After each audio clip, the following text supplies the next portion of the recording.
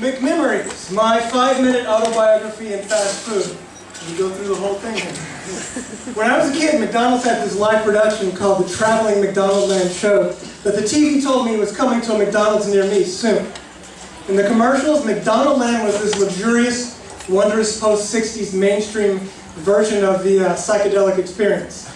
There were French fry bushes, dick-shaped volcanoes, apple pie trees, and hamburgers grew in a hamburger patch like huge trippy mushrooms. Ronald was there, of course, and so was Mayor McCheese. The Hamburglar, Grimace, Captain Crook, and the Goblins. Goblins were these villainous little moth-like creatures who existed solely to steal and gobble French fries that belonged to others. Thank God for Officer Big Mac. There was also this absent-minded scientist type called the Professor, who basically looked like a homeless pedophile and was evidence that McDonald's in the early 1970s didn't know shit about demographics. I soured on the whole McDonald's experience when I actually went to one. Even as a 7-year-old, that shit sucked. Imagine a show for children that McDonald's produced with the same care, effort, and imagination they put into their cooking. Basically, this show was a half-dozen carnies and 2 semis in the parking lot of the McDonald's nearest to me. I'm certain the carnies were really high. In high school, we would skip classes to get stoned and hang out at Orange Julius. Orange Julius? Orange Julius, I held hands with girls. Real live girls. Girls by the name of Stephanie, Charlotte, Tracy, and one girl who went on to become the homecoming queen, to whom I profess to love for a billion beats of my heart. We dated for 5 years until my quickly beating heart, well, my dick, discovered that lots of women in college like to have lots of sex with me.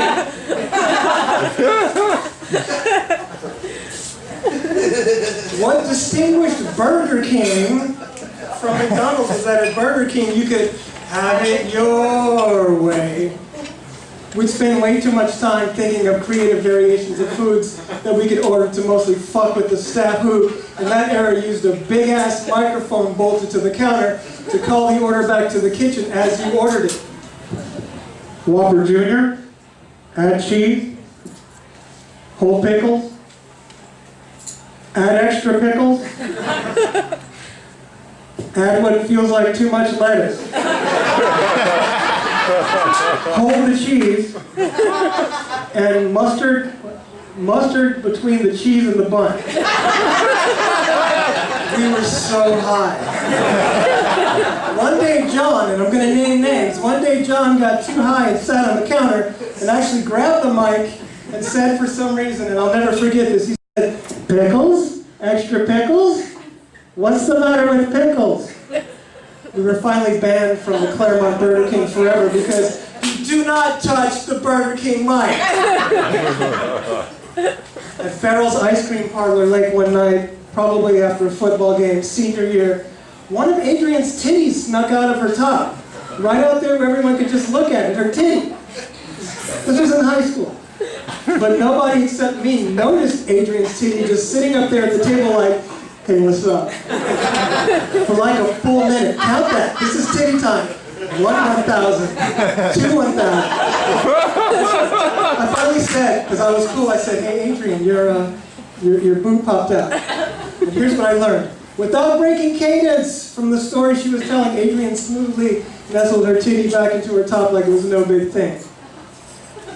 In my 20s, on a national tour with a somewhat famous musical group, Tim and I slipped off to a Whataburger in South Carolina. Wow. We were rad dudes from California, but we were not fluent in the local language, Southern.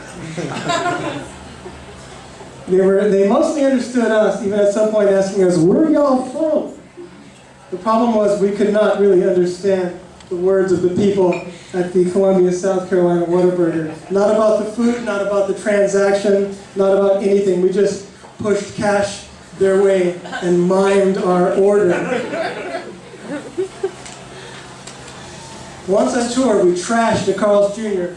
in a short but brutal food war that ignited when Lee threw a full cup of water at me because I pulled a goblin on his french fries.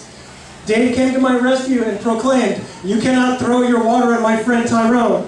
And he threw his entire tray of lunch onto Lee.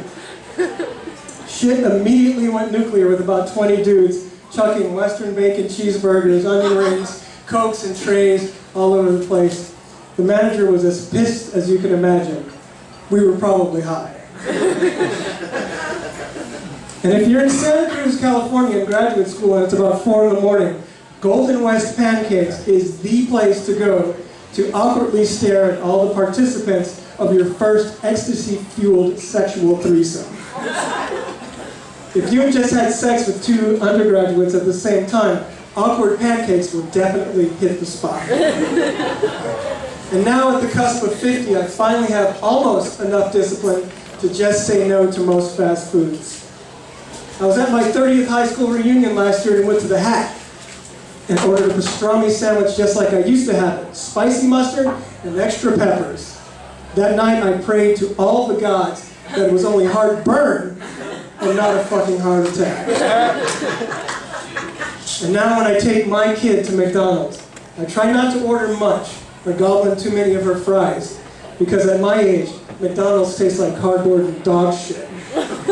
But when I do take Beasley, I always remember that beautiful, acid-colored TV commercial world of the traveling McDonald's show coming to a McDonald's near me soon. I always fill it to the brim with hope, wonder, and love. It's still a place that is way fucking awesome and beautiful in my heart and brain, and it's clear evidence that McDonald's in the early 1970s knew everything about demographics.